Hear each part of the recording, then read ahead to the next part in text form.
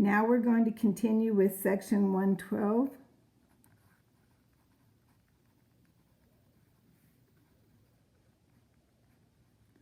We're going to look at the application problems.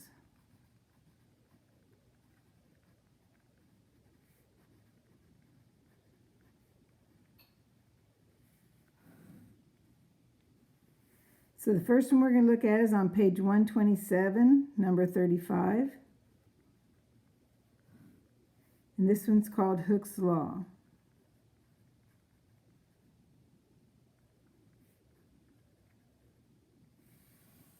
Okay, so we're reading page 127, number 35. Hooke's law states that the force needed to keep a spring stretched x units beyond its natural length is directly proportional to x. Here the constant of proportionality is called the spring constant. Okay, so what other words do we hear in here? Directly proportional. Okay, so we're going to read it again. Hooke's law states that the force needed to keep a spring stretched x units beyond its natural length is directly proportional to x. All right, so directly proportional means we're going to go straight across, but we're going to have to label some variables first. So we're going to say F is force. K obviously is going to be our constant that we have in all of them. And then X now. X, it says, is the distance that it's stretched beyond its natural length. So distance stretched beyond natural length.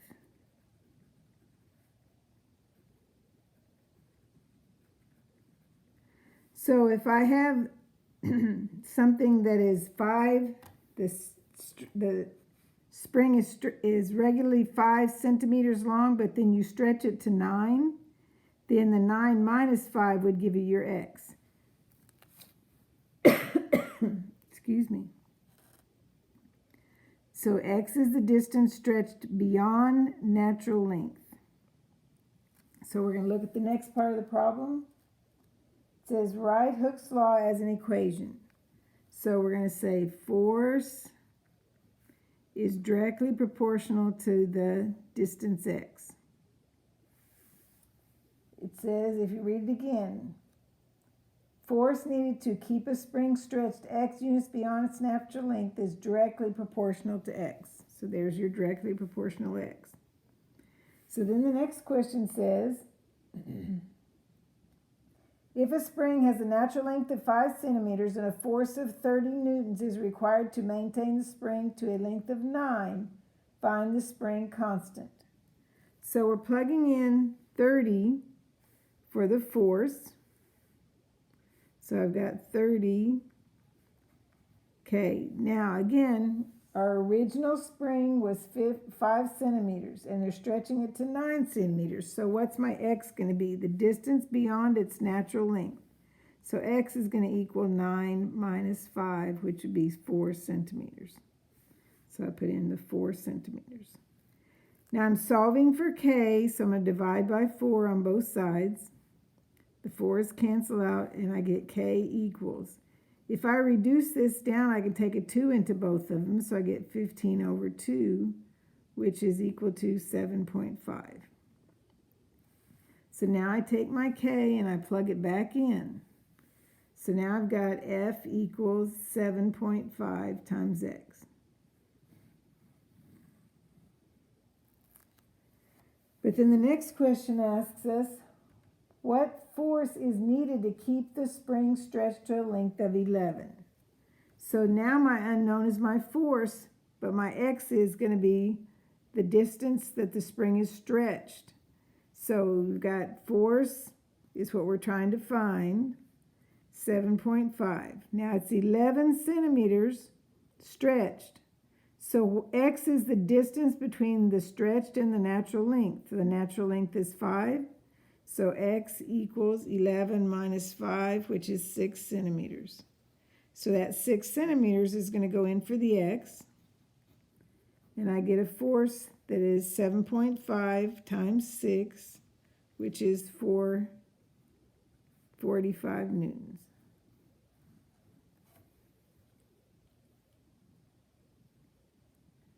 So we're doing the same thing we were doing before. We just have to remember that when we're doing it, that now we're looking at it, the application that goes with it. So Hooke's law to stretch a spring. The next one we're going to look at is on page 128, number 37. So page 128, number 37. So this one on page 128, number 37 says, the power that can be obtained from a windmill is directly proportional to the cube of the wind speed. So directly proportional, again, we're going straight across. Power from the windmill is directly proportional to the cube of the wind speed. So we've got power, always have to have that K in there. Wind speed. Now, what do we know? This is directly proportional to the wind speed, but there's also another phrase in that problem. It says directly proportional to the cube of the wind speed. So what do we do with the cube of the wind speed?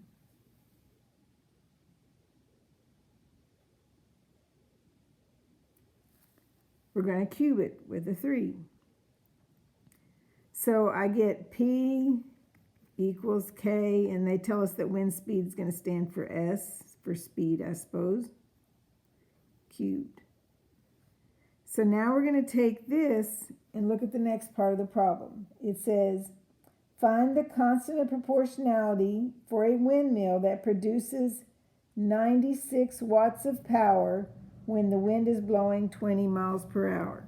So power is 96, K times 20 cubed. So I'm going to divide both sides by the 20 cubed. So this cancels out to be 1.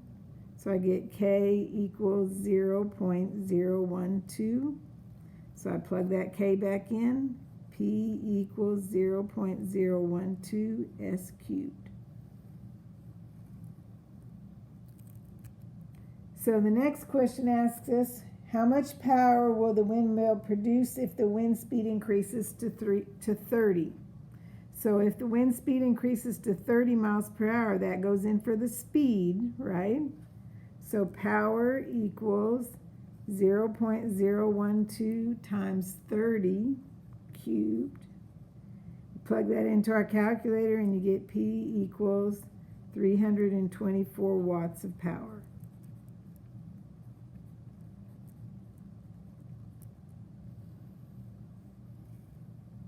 So you can see this pattern forming on these kind of problems. The application problems are quite similar. Okay, the next one we're going to look at is number 41 on page 128.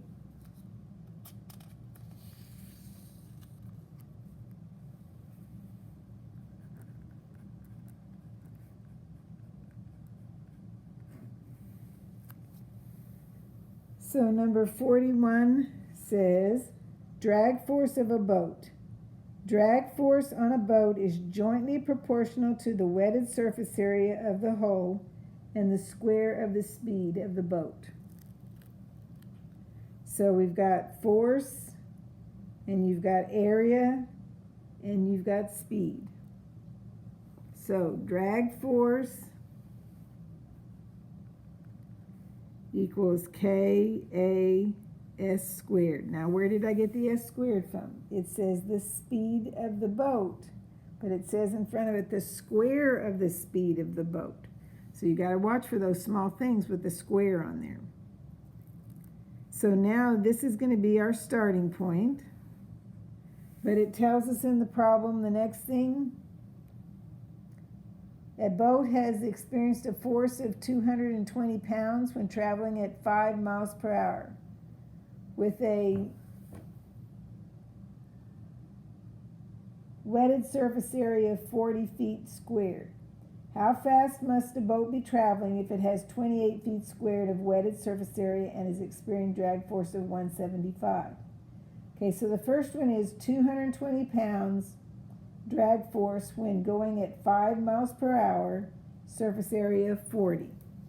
So we're plugging things in.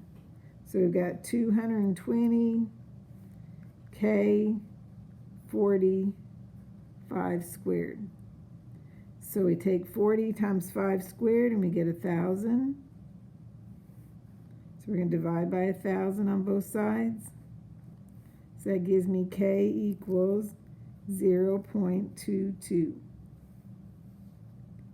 So what do we do with K? We plug it back in. So we get F equals 0.22 AS squared. So the second part says, how fast must a boat be traveling if it has 28 feet squared of wet surface area and is experiencing a drag force of 175? So we have our original drag force is the 175. The surface area is 28. And squared is the wind speed. Now, we're going to simplify first by multiplying this out. So I get 175 equals 6.16 S squared. We're still solving to get the speed, so we want to divide by the 6.16. So this cancels out to be 1, and I get S squared equals 28.41.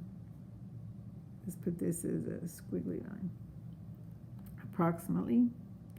But this is S squared. So what are we going to do to get rid of the square? We're going to take the square root on both sides. So this square root of something squared is just going to be that something. And we get plus and minus 5.33. Notice I did the squiggly, so it means approximately. But how do I know if it's going to be plus or it's going to be minus? Well, what does S stand for? S stands for the speed of the boat. So the speed can't be a negative speed. So we're going to have S is approximately 5.33 miles per hour.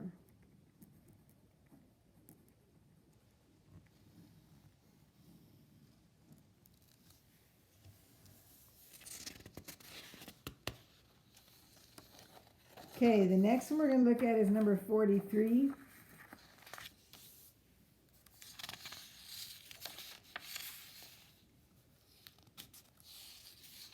Page 128, number 43.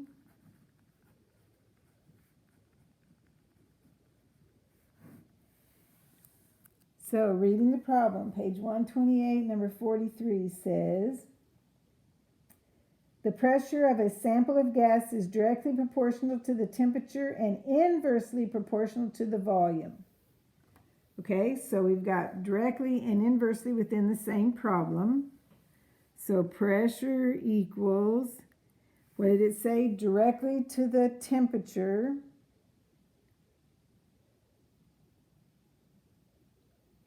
and inversely proportional to the volume. So we've got K times temperature would be directly, inversely would be volume is on the bottom. So this would be the first part we're writing down. The next part then says, find the constant of proportionality if 100 liters of gas exerts a pressure of 33.2 at a temperature of 400 Kelvin. So we're going to plug those numbers in. So we've got 33.2 equals K 400 over 100 liters. So we're solving for K. So 100 and 400 are going to simplify to be 4. So I've got 33.2 equals 4K, dividing by 4. That gives me K equals 8.3. So we take the K, we plug it back into the original problem, and I get P equals 8.3 T over V. So what does the P again stand for?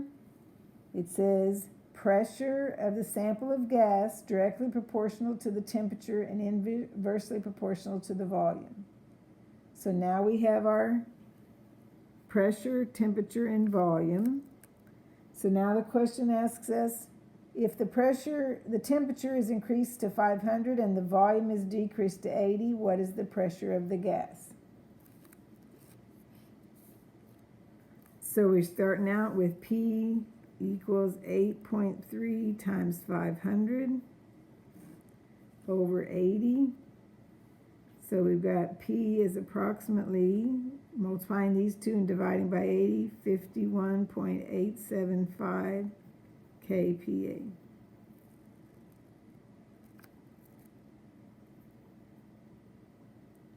So on the first one we had 100 liters of the volume, and this time we only had 80. And the temperature changed as well. So this is going to be our answer. The kPa is a unit for pressure, and it stands for kilopascal. Unit of pressure.